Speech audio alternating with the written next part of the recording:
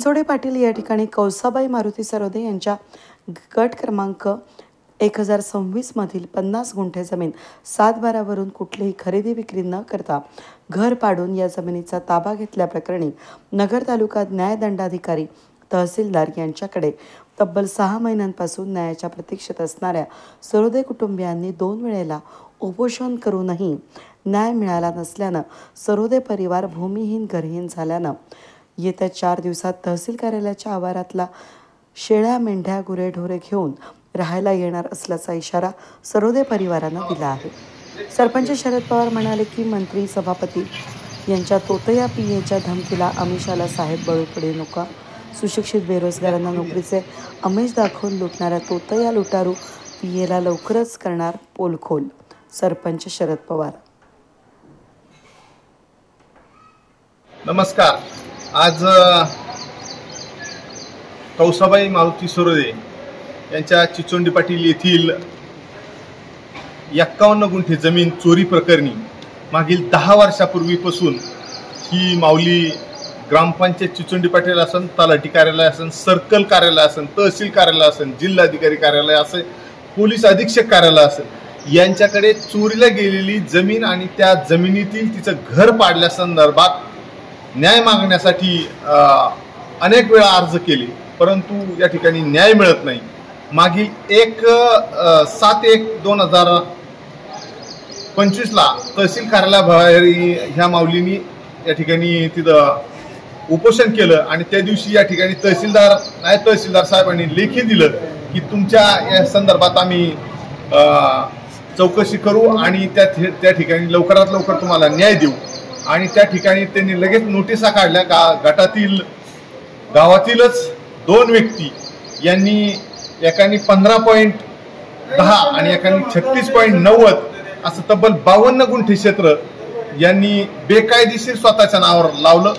ज्यांनी 15 गुंठे क्षेत्र स्वतःच्या नावावर लावलं त्यांनी हिचं घर पाडलं।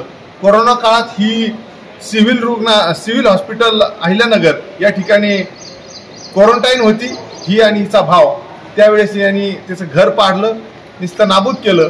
ही ज्यावेळेस क्वारंटाईन मधून सुटली घरी आली त्यावेळेस हिला तिचं घर पाडलेलं दिसलं। ही या ठिकाणी तक्रार द्यायला गेली तर पोलिसांनी या ठिकाणी तिला विचारणा केली, तुझा उतारा आण, तर उतार्यावर हिचं नाव दिसलं नाही आणि त्या ठिकाणी गुन्हा दाखल करून घेतला नाही। आणि मागील 6 महिन्यापासून ही न्यायाच्या प्रतीक्षेत तहसीलदार साहेबांच्या दालनाबाहेर अनेक वेळा तिने उपोषण केलं।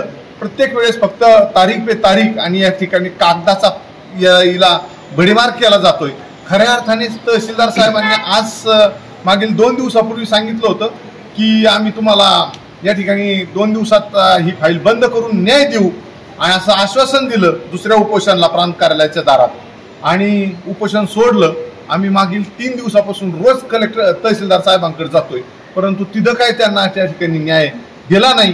तहसीलदार साहेबांनी आणि इतर आम्हाला असं कळालं की आमच्यावर प्रचंड दबाव येत आहे आणि ही केस आत या ठिकाणी प्रांत साहेबांकडे मी वर्ग करत आहे। मी म्हणतो 100% वर्ग त्यांनी केस केली असती, करतायत, आम्हाला मान्य आहे, परंतु 6 महिने तुम्ही केस स्वतःकडे का चालवली?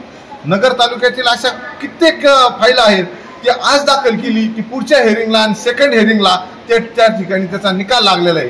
समोरच्या समाजकंटकांकडे या ठिकाणी कौसाबाई सरोदे यांच्याकडचं 15 म्हणजे ते टोटल 52 गुंठ्याचं कुठेही त्यांना दिलेलं खरेदी खत नसताना सरपंच ह्या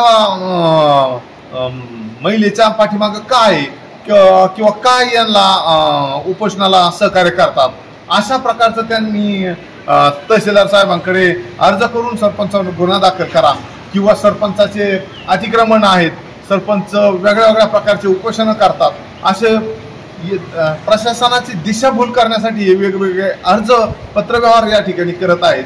पण तहसीलदार साहेबांना मी या ठिकाणी आता विनंती केली की तुम्ही का आम्हाला न्याय देत नाही? ते म्हणले आमच्यावर प्रचंड प्रेशर आहे।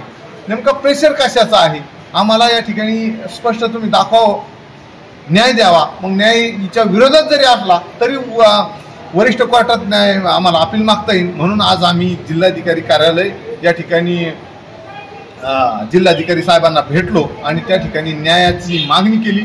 त्यांनी त्वरित त्या ठिकाणी सांगितलेले प्रांत साहेब आणि अहिल्यानगर तालुका संजय शिंदे साहेब यांना या ठिकाणी मी त्वरित आदेश देणार आहे की या ठिकाणी त्यांना न्याय मिळावा.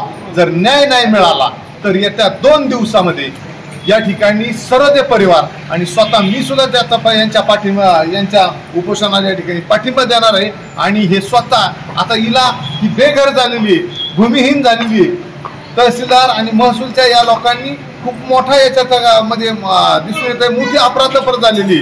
ज्या कारणास्तव तुम्हाला 6 महिने या ठिकाणी तारीख जर आता वर्ग करायची होती तर तुम्ही चालवलीच का.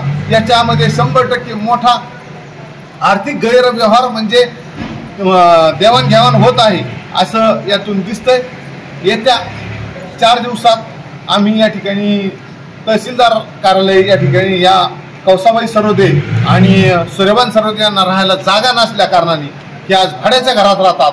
मग हे तहसीलदार कार्यालयात या ठिकाणी राहायला येतील.